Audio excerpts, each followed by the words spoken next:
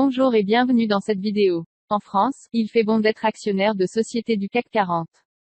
La France est depuis maintenant quelques années vue comme un pays où la productivité est élevée malgré une taxation qui peut, ou pouvait, repousser.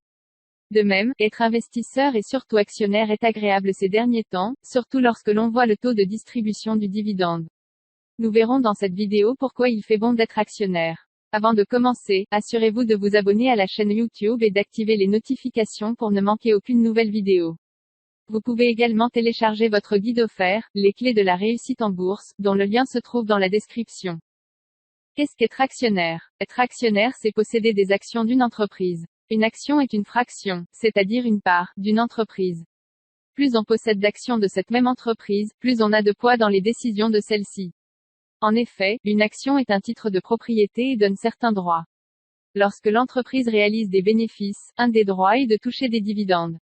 Si une action est une partie de l'entreprise, un dividende est une partie du bénéfice, qui est proportionnel au nombre d'actions détenues. Ainsi, plus on détient d'actions plus on reçoit de dividendes mais le dividende par action reste identique.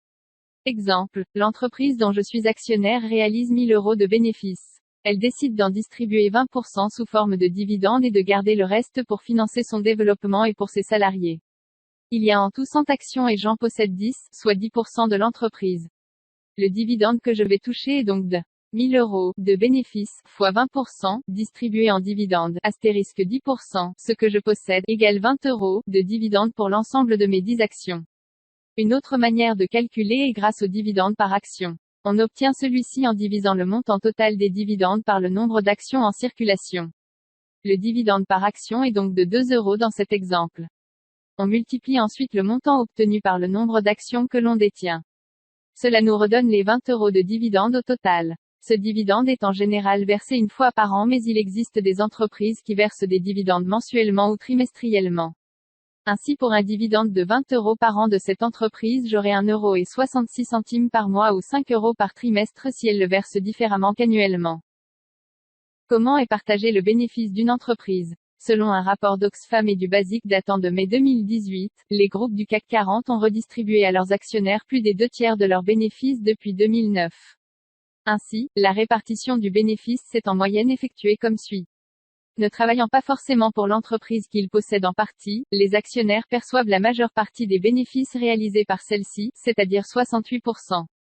Cela se fait au détriment de l'autofinancement, 27%, et de ceux qui ont contribué à la réalisation de ce bénéfice, les salariés, avec 5%. Ainsi, lorsqu'il y a droit, un salarié qui reçoit son intéressement et sa prime de participation peut trouver cela élevé, puisqu'il s'agit de plusieurs milliers d'euros en général. En revanche, il ne s'agit que des miettes, comparé à ce qu'ont perçu les actionnaires. La meilleure répartition et la plus juste selon moi serait un partage équitable à hauteur d'un tiers pour chaque partie. On aurait donc un tiers pour l'actionnaire, un tiers dédié à l'autofinancement et le dernier tiers pour les salariés. Actuellement, la majeure partie de la part des salariés, selon la répartition par tiers, est attribuée aux actionnaires qui perçoivent également une partie mineure provenant de la partie autofinancement. En visionnant ces résultats, on se demande pourquoi travailler et gravir les échelons d'une entreprise lorsque l'on peut posséder cette entreprise. Au final, c'est bien plus lucratif.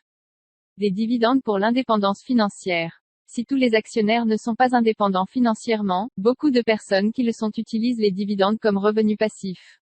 En effet, percevoir des dividendes est une diversification des sources de revenus, et ce, de manière totalement passive. Pas besoin de travailler pour toucher ce revenu. En revanche, ce n'est pas si simple. Pour pouvoir acheter des actions qui fournissent des dividendes, il faut du capital. Contrairement à l'immobilier où il est possible d'investir en ayant recours au crédit, l'investissement en bourse ne le permet pas. Pour disposer du capital nécessaire, il faut donc déjà l'avoir, grâce à une famille riche, un héritage, etc., ou travailler pour l'obtenir. Il est ainsi très fréquent que des employés achètent des actions de leur propre entreprise via des plans avantageux, mais aussi celles d'autres entreprises pour diversifier les secteurs d'activité notamment. En tant qu'actionnaire de sa propre entreprise, un salarié a donc plusieurs avantages.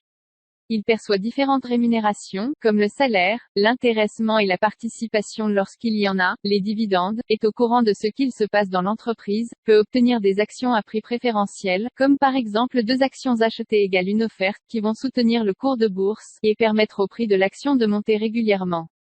En diversifiant son portefeuille d'actions, un salarié peut en quelques années atteindre l'indépendance financière en investissant chaque mois une partie de son salaire dans des actions. Il s'agit d'une stratégie buy and hold, c'est-à-dire acheter et garder, permettant de toucher des dividendes tout au long de la période de détention, et de faire éventuellement une grosse plus-value au bout de quelques années en revendant. En réinvestissant les dividendes perçus dans d'autres actions, on va se retrouver au bout de plusieurs années à la tête d'un important capital. On va en effet profiter à la fois des dividendes perçus, mais aussi des nouveaux dividendes générés par le réinvestissement de ceux-ci en nouvelles actions, qui vont elles-mêmes générer de nouveaux dividendes et ainsi de suite. On appelle cela l'effet boule de neige. Merci d'avoir suivi cette vidéo jusqu'à la fin. Si elle vous a plu, n'hésitez pas à la partager sur les réseaux sociaux et à nous faire part de votre point de vue dans les commentaires. Vous trouverez également dans la description, différentes ressources utiles comme l'ensemble de nos livres numériques gratuits et téléchargeables. À bientôt.